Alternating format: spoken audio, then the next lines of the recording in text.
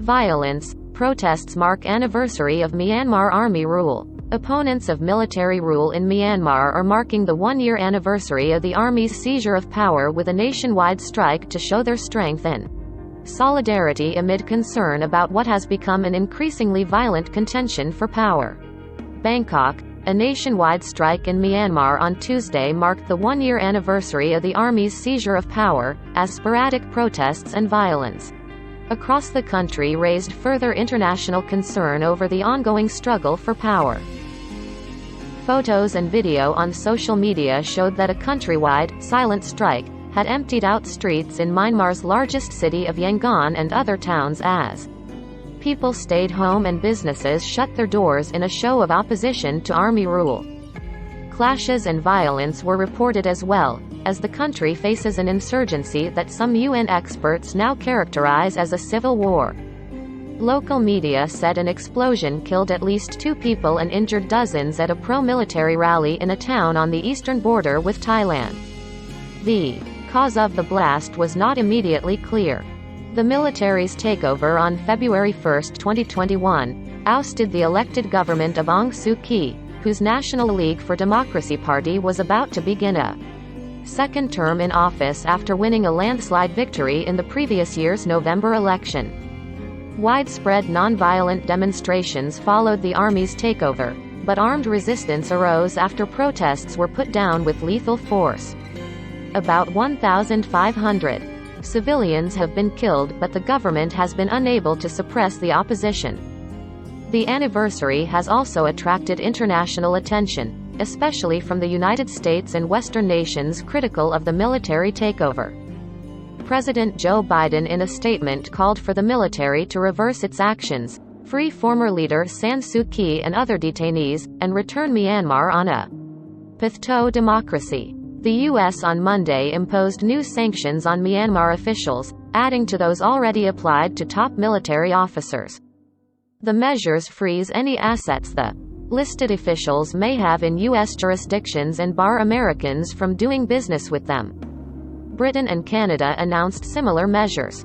A statement from the Office of UN Secretary-General Antonio Guterres highlighted an intensification in violence, a deepening of the human rights and humanitarian crises and a rapid rise of poverty in Myanmar, which it said required an urgent response. People in Myanmar rushed before the start of Tuesday's strike to buy essentials, and in Yangon appeared to have done their shopping on Monday. Pro-democracy flashmob marches were held in several places before the start of the strike in the early morning hours, when clashes with police and soldiers are less likely. Local media reported ongoing violence on Monday, with at least 6 bombings believed to have been carried out by resistance forces in Yangon. Another bombing took place early Tuesday morning at a police station in Myitkyina in northern Kachin state, where a 7-year-old boy living nearby was killed by a stray bullet when police shot at a car fleeing the scene, reported the 74 Media, a local online news outlet. Other accounts of the incident, with photos of the boy's simple wooden home and what appeared to be a blood-stained pillow, circulated on social media.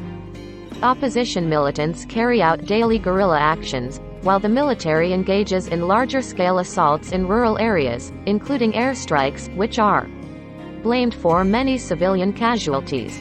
Despite tight security in cities including Yangon, Mandalay and Sagaing, young protesters including Buddhist monks held spirited but peaceful protests at dawn, carrying banners and chanting anti-military slogans. Many also held up 3 fingers, the resistance salute adopted from The Hunger Games movie that has also been used by pro-democracy demonstrators in neighboring Thailand. Authorities had threatened shopkeepers with arrest if they closed for the opposition strike, but those that were open Tuesday appeared to have few if any. Since last week, the government had issued official warnings in state-run media that anyone taking part in the strike could be prosecuted, and face imprisonment and the confiscation of their property. Dozens of business owners who had announced they planned to be closed were arrested, according to reports in the state-run newspaper Myanmar Allen Daily. The military-installed government initiated other measures to try to undercut the strike. In Yangon and Mandalay, city administrators scheduled special events, including a cycling contest, to try to draw crowds.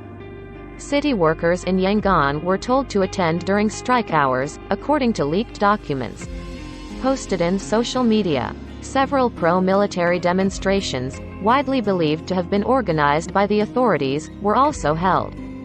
In Tachalake, a border town in Shan State in eastern Myanmar, an explosion at a pro-government rally killed 2 people and injured at least 37 others, including 6 critically wounded, according to a reporter with the online local Tachalake news agency.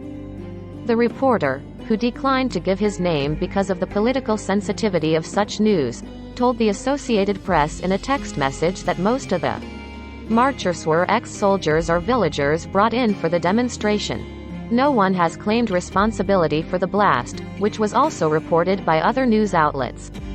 Leaders of the opposing sides earlier broadcast speeches to mark the anniversary of the army's takeover.